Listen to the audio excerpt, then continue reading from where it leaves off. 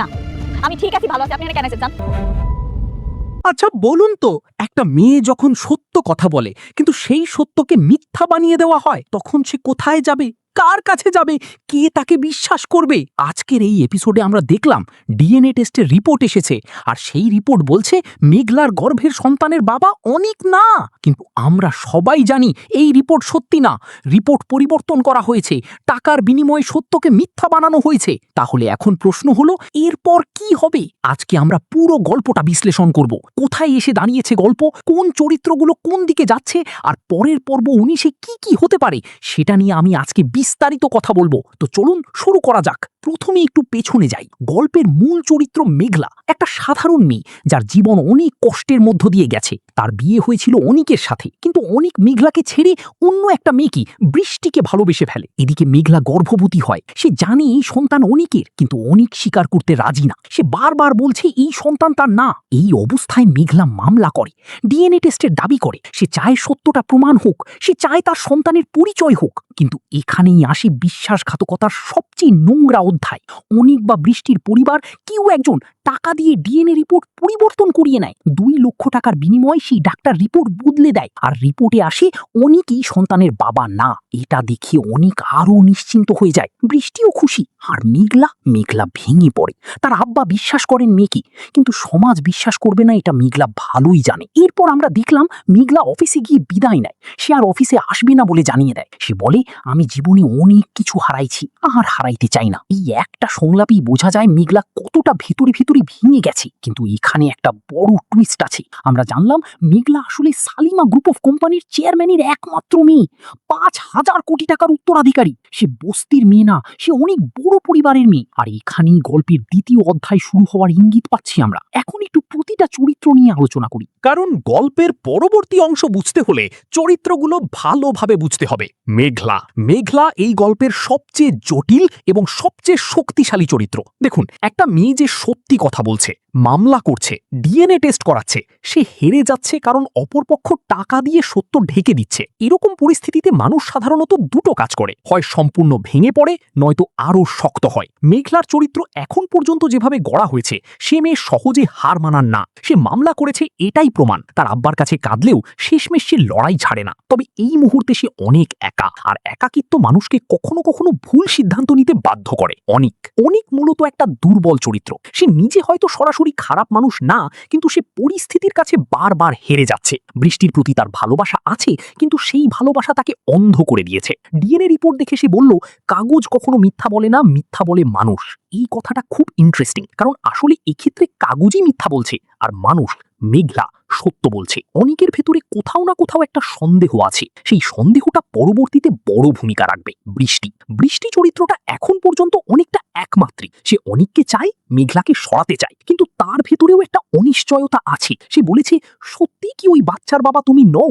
এই প্রশ্নটাই প্রমাণ করে সে নিজেও সম্পূর্ণ নিশ্চিত না। একজন মানুষ যে নিজেই অনিশ্চয়তায় ভোগে, সে একসময় না একসময় বড় একটা ধাক্কা খাবে। মেঘলার আব্বা, এই চরিত্রটা গল্পের সবচেয়ে মানবিক চরিত্র। একটা সাধারণ বাবা যে মেয়েকে বিশ্বাস করে, চায়ের দোকানে বসে থাকে, মেয়ের যন্ত্রণা দেখে কষ্ট পায়। তিনি বললেন, আমি চিৎকার করে সবাইকে বলবো আমার মেয়ে খারাপ না। এই কথাটায় একটা নিরীহ শক্তি আছে, যেটা দেখে মন ভরে যায়। যে অজানা মানুষটা রিপোর্ট পরিবর্তন করালো। এই গল্পে একটা চরিত্র আছে যে পিছন থেকে সব কলকাঠি নাড়ছে, যে 2 লক্ষ টাকা দিয়ে রিপোর্ট পরিবর্তন করিয়েছে। সে কি বৃষ্টির পরিবারের কেউ, অনেকের কোনো বন্ধু, নাকি অন্য কেউ? এই চরিত্রটাই আসলে পরবর্তী অংশের সবচেয়ে বড় রহস্য। এখন আসি সবচেয়ে মজার অংশে, নেক্সট পার্টি কি হতে পারে। আমি মোট 7টা বড় ঘটনার প্রেডিকশন করছি। প্রেডিকশন 1, মেঘলা জানতে পারবে রিপোর্ট পরিবর্তন করা হয়েছে। এটা গল্পের সবচেয়ে গুরুত্বপূর্ণ টার্নিং পয়েন্ট হবে। মেঘলা এখন হতাশ, ভেঙে পড়েছে, কিন্তু সে বোকা না। সে ইতোমধ্যে বলেছে মেশিনটা নষ্ট, এর লিগা ভুল রিপোর্ট আইতেছে। মানে তার ভেতরে সন্দেহ আছে। এখন হয়তো কোনোভাবে, হয়তো সেই ডাক্তার নিজেই কোনো একদিন বলে ফেলবে, হয়তো কোনো প্রমাণ বেরিয়ে আসবে। মেঘলা জানতে পারবে এই রিপোর্ট জাল। সেই মুহূর্তটা কেমন হবে ভাবুন একবার। একটা মেয়ে যে ইতোমধ্যে সব হারিয়েছে, তার কাছে হঠাৎ প্রমাণ আসে যে সে ঠিকই ছিল। তখন তার ভেতরে যে আগুন জ্বলবে, সেটাই হবে গল্পের নতুন শক্তি। প্রেডিকশন 2, মেঘলার আসল পরিচয় প্রকাশ হওয়া অনিকের পরিবারে আলোড়ন তুলবে। আমরা জানলাম মেঘলা সালিমার গ্রুপের চেয়ারম্যানের মেয়ে, 5,000 কোটি টাকার মালিক, কিন্তু অনিকের পরিবার এটা জানেন। তারা মেঘলাকে সাধারণ একটা মেয়ে মনে করে। সে কারণেই এত সহজে তাকে অপমান করা গেছে, এত সহজে তাকে ছেড়ে দেওয়া সম্ভব হয়েছে। কিন্তু যেদিন অনিকের পরিবার জানবে যে মেয়েকে তারা বস্তির মেয়ে বলে তাড়িয়ে দিয়েছে, সে আসলে হাজার কোটি টাকার মালিক, সেদিন তাদের মুখের ভাব কেমন হবে? বিশেষ করে অনিকের বাবা, যিনি বারবার ডিএনএ রিপোর্টের কথা বলছিলেন, যিনি মেঘলাকে বিশ্বাস করতে অস্বীকার করেছেন, তিনি কি করবেন? এটা গল্পের সবচেয়ে নাটকীয় মুহূর্তগুলোর একটা হবে। প্রেডিকশন 3। বৃষ্টির মনে সন্দেহ আরো বাড়বে, সম্পর্কে ফাটল ধরবে। বৃষ্টি ইতোমধ্যে একবার জিজ্ঞেস করেছে, সত্যি কি ওই বাচ্চার বাবা তুমি নও? এই প্রশ্ন একবার মাথায় ঢুকলে সহজে বের হয় না। পরবর্তী অংশে হয়তো অনেক হঠাৎ একদিন মেঘলার কথা মনে করবে, হয়তো কোনো ছোট্ট ঘটনায়, হয়তো মেঘলার সন্তানের জন্মের খবর পেয়ে তার ভেতরে কিছু একটা নড়ে উঠবে। বৃষ্টি সেটা বুঝতে পারবে, আর তখন তাদের সম্পর্কে প্রথম বড় ফাটল ধরবে। কারণ প্রেম যতই গভীর হোক, যদি ভেতরে সন্দেহ থাকে, ভেতরে অপরাধবোধ থাকে, সেই সম্পর্ক টিকে না। প্রেডিকশন 4। মেঘলার সন্তান জন্মাবে এবং সেটা নতুন লড়াইয়ের শুরু হবে। মেঘলার গর্ভে এখন সন্তান আছে, সেই সন্তান যখন জন্মাবে তখন প্রশ্নটা আরো বড় হবে। একটা শিশু যার বাবার পরিচয় নেই সমাজের চোখে, সে বড় হয়ে কি জিজ্ঞেস করবে? আম্মা, আমার বাবা কে? এই প্রশ্নটাই মেঘলাকে শেষ পর্যন্ত আবার লড়াইয়ে নামতে বাধ্য করবে। সে হয়তো নিজের জন্য লড়াই করতে না পারলেও সন্তানের জন্য লড়াই করবেই। আর সেই লড়াইয়ে এবার তার হাতে থাকবে আসল অস্ত্র, তার পরিচয়, তার টাকা, তার ক্ষমতা। প্রেডিকশন 5। সেই ডাক্তার একদিন না একদিন সত্য বলবেই। যে ডাক্তার 2 লক্ষ টাকায় রিপোর্ট পরিবর্তন করলো, তার মনে কি একটুও বিবেক নেই? গল্পে আমরা দেখলাম সে একটু ইতস্তত করেছিল, বলেছিল এটা কোনোভাবে সম্ভব না, তারপর টাকার লোভে করে ফেলল। কিন্তু এরকম মানুষ সারা জীবন চুপ থাকতে পারে না। হয়তো অনুশোচনা থেকে, হয়তো ভয় থেকে, হয়তো অন্য কোনো কারণে একদিন সে সত্য বলবেই। আর সেই মুহূর্তটাই হবে গল্পের সবচেয়ে বড় উলটপালট। প্রেডিকশন 6। মেঘলার শালিমার গ্রুপের সাথে সম্পর্ক পুনরায় স্থাপিত হবে। মেঘলা অফিস ছেড়ে চলে গেছে, কিন্তু সে তো শালিমার গ্রুপের উত্তরাধিকারী, তার বাবার কোম্পানি। হয়তো কোনো একটা জরুরি পরিস্থিতিতে, হয়তো কোম্পানি সংকটে পড়লে, হয়তো কেউ মেঘলাকে ডাকতে আসলে সে আবার ফিরবে।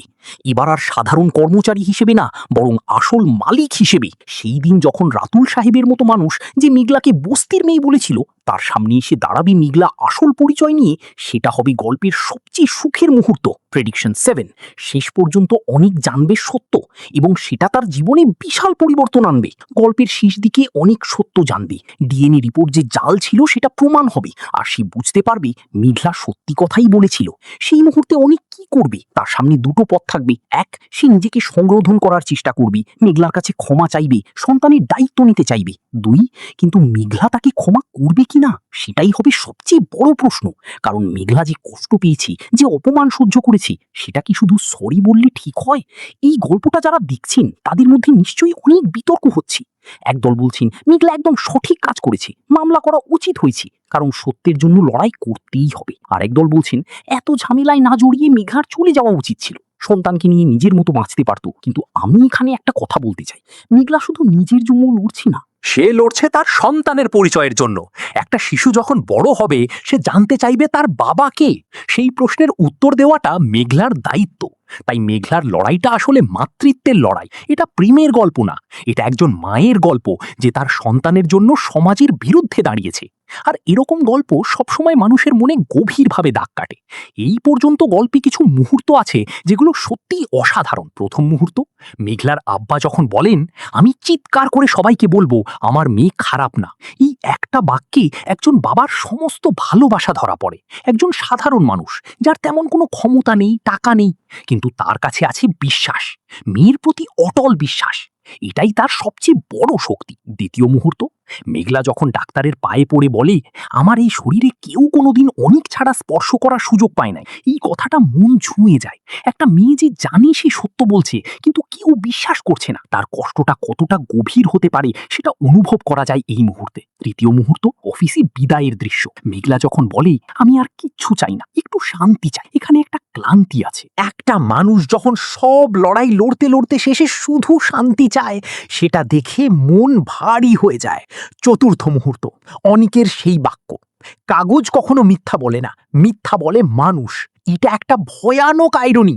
যে মানুষ এই কথা বলছে, তার নিজের উদ্যোগে বা তার চারপাশের মানুষের কারণে কাগজটাই মিথ্যা হয়ে গেছে। গল্পে এরকম আয়রনি থাকলে সেটা দর্শকদের মনে অনেক দিন থাকে। এই ধরনের গল্পগুলো শুধু বিনোদন না, এর মধ্যে একটা গভীর সামাজিক বার্তা আছে। প্রথম বার্তা, টাকা দিয়ে সত্য চাপা দেওয়া যায় কিন্তু মুছে ফেলা যায় না। রিপোর্ট পরিবর্তন করা হয়েছে কিন্তু সত্য কি বদলে গেছে? না, সন্তানের বাবা কি সেটা টাকায় বদলায় না। এটাই এই গল্পের সবচেয়ে বড় কথা। দ্বিতীয় বার্তা, একজন নারীর চরিত্রে কালিমা লেপা সমাজের সবচেয়ে পুরনো অস্ত্র। মেঘলাকে বারবার চরিত্রহীন বলা হচ্ছে, কিন্তু প্রমাণ কোথায়? শুধু অভিযোগ আর একটা জাল রিপোর্ট। অথচ এই একটা অভিযোগই তাকে সমাজের সামনে ছোট করে দিতে যথেষ্ট।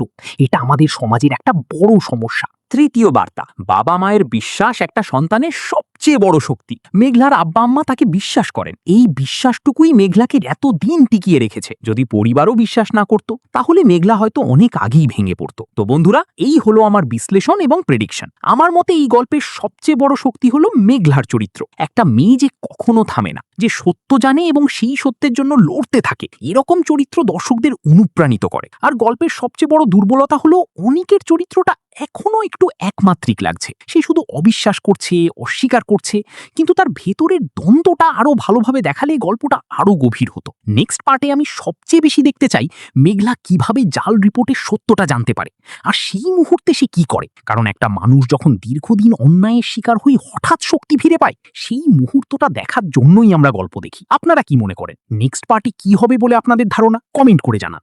আর যদি এই ভিডিওটা ভালো লেগে থাকে, লাইক করুন, সাবস্ক্রাইব করুন। পরবর্তী পার্টের রিভিউ আসলে সাথে সাথে জানতে পারবেন। দেখা হবে পরের ভিডিওতে।